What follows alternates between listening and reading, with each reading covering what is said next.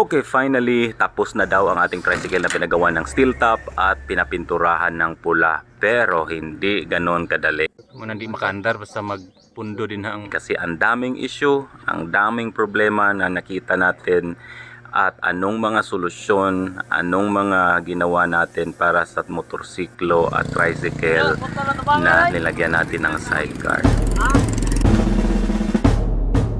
Na natin ang ating tricycle na pinapapinturahan at saka pinapa-steel top natin. So hindi umaandar ngayon ang problema, hindi umaandar ang makina. So carburetor lang yon kasi 5 months na nakaabang doon sa repair shop. So puntahan natin. Let's go! Ayun, nanghiram tayo ng motorsiklo para mapuntahan natin ang shop. Dito lang sa malapit, mga ilang kilometro lang din kung saan ito nakatago itong motorsiklo.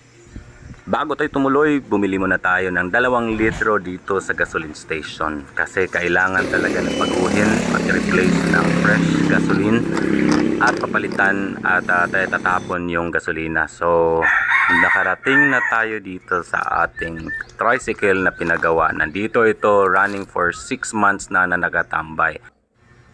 So pansamantalang inintay muna natin ang may-ari, mekaniko at ang tagapagawa ng sidecar ng mga tricycle dito. So i-appreciate muna natin, tinitingnan natin ng konti bahagya ang ating sidecar. So dito nila ginagawa itong pag-build ng mga sidecar sa shop na ila. Medyo patago, yun ang maganda kasi hindi siya very exposed sa public ang kanilang shop.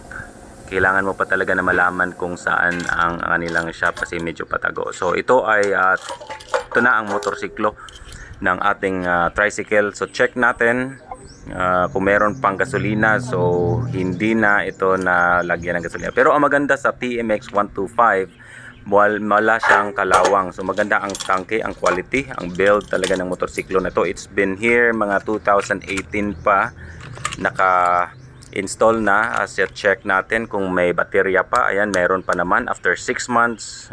Yung beam, high beam, yung low beam hindi na siya yung low beam na lang pala ang umiilaw. So ngayon dumating na ito ay pinatanggal na ang tangke at ang upuan. So dito natin makikita una pa lang ang mga problema kasi sinabihan na tayo ahead pa lang na kailangan ng palitan ng gasolina kasi siguradong hindi na ito aandar after 6 months. Yun naman talaga, kung baguhan ka sa mga motorsiklo, dapat mong malaman yan na ang una talaga na maapektuhan yan is ang karburador. Pero kailangan din na tanggalin mo yung tangke at itanggalin din itapon din ang gasolina. So ganitong technique pala ang pag-ubos ng gasolina kasi pag itatapon mo yung gasolina, hindi mo mauubos talaga yan kung wala kang ganitong technique. So kung nakikita nyo yung t-shirt ay nilubog niya doon sa butas ng tangke. Yun ang magsisip-sip ng gasolina para ubos na ubos talaga siya. Wala nang matitira na old gasoline. Ang rason kung bakit kailangan tanggalin ng gasolina kasi para siyang nagiging walang bisa or nag-i-expire ang gasoline. After mga ilang buwan, wala na itong power, hindi na siya ganun kalakas.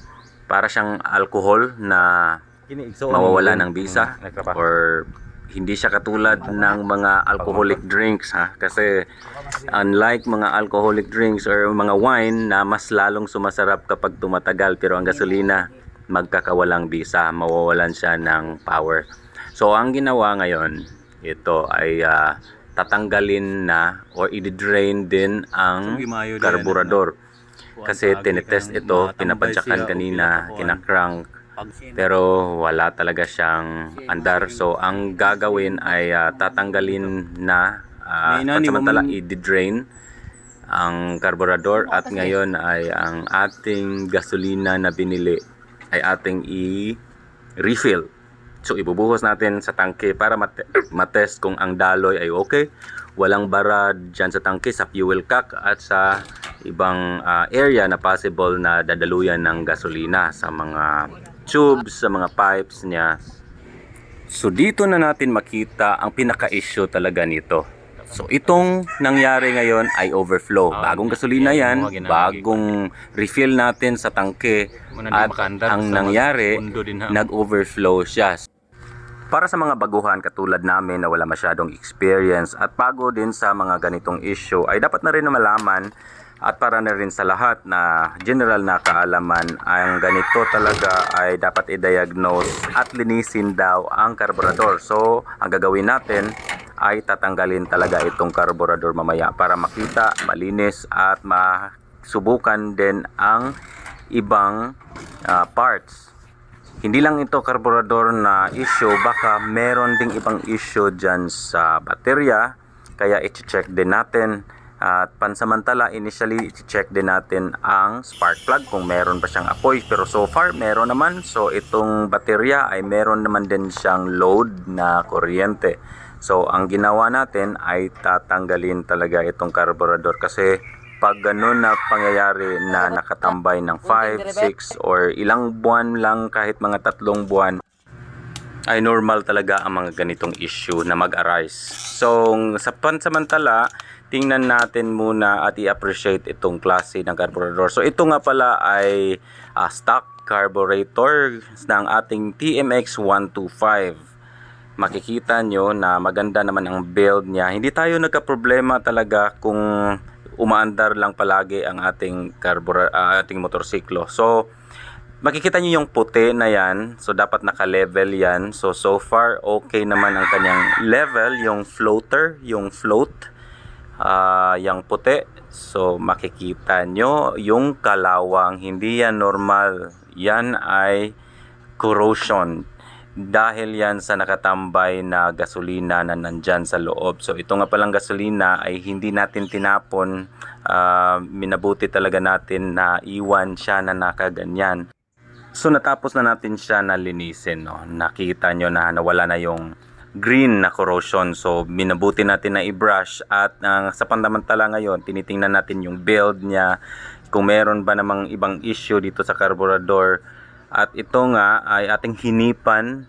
So meron na siyang kunting botas dito. Makikita na natin ang sinag ng araw dito sa ating butas ng jetting. So nasa mabuting direction na tayo kung tingnan natin at umaakyat na bahagya ang ating confidence para dito sa ating tricycle na pula. So ayan na nga, umaandar na nang muli natin na i-install pabalik ang ating karburador.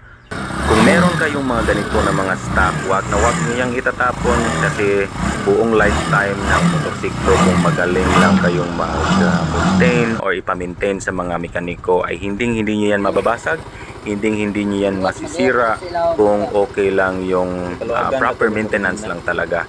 So ang ginawa dito ay bahagya niyang inurong yung adjuster ng hangin, yung minor, kasi medyo masyadong malutong ang andar, at kaya binawasan ng konti para hindi masyadong agresibo yung makina pakinggan, at medyo bahagyang relax pakinggan yung makina. So importante yan, kasi hindi madaling masisira at hindi madaling or malakas kumain ng gasolina habang nakaminor yung motorsiklo ninyo. So yon ang balanse ng hangin at gasolina, yung intake at saka pagbubomba.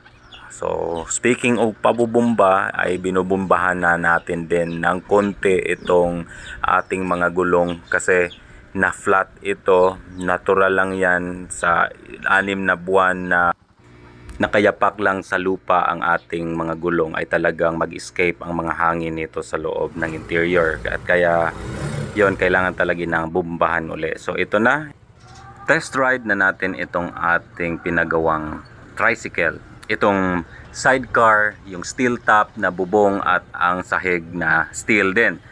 So sa puntong ito, dapat natin na malaman natin ang actual na sound ng experience natin, kasi ang pagka-explain dito ay kung maganda yung paggagawa ng tricycle, yung sidecar ng tricycle, ay maganda yung tono or ang tunog malutong at walang masyadong ingay.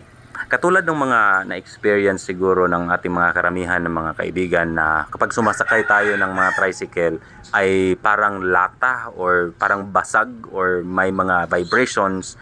At dito sa ating road condition na ito ay talagang sinadya natin na idaan sa mga medyo maputik, mga medyo rough na terrain para marinig natin kung meron talagang ganyan na experience para dito at kung may marinig tayo ng mga ganyan. So far, wala naman.